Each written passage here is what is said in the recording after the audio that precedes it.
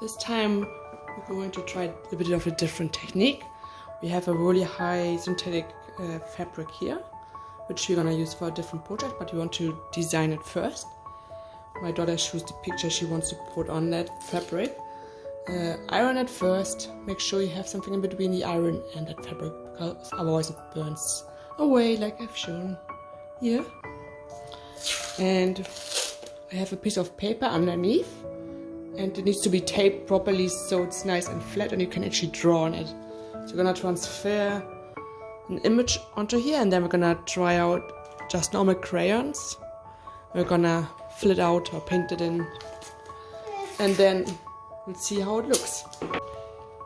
Keep in mind, highly synthetic fabric doesn't iron that well, so you want to use an old iron.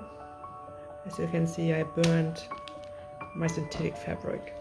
It's always handy to put something in between, like baking paper or other fabric. Yeah, if you paint with your crayons directly onto your fabric, the colors will be more intensive.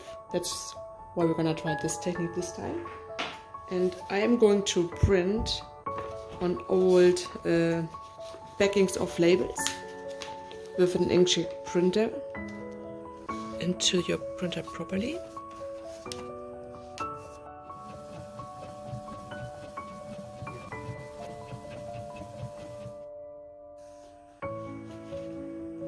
You don't want to touch the ink, and you want to fix it. Lay it down, hold it tight, fix it quickly, and then transfer it. It looks good enough to color it in. So now your image is nicely transferred onto your fabric. See, I have this black fabric marker, and I'm gonna try out how they're gonna look if I trace the lines carefully.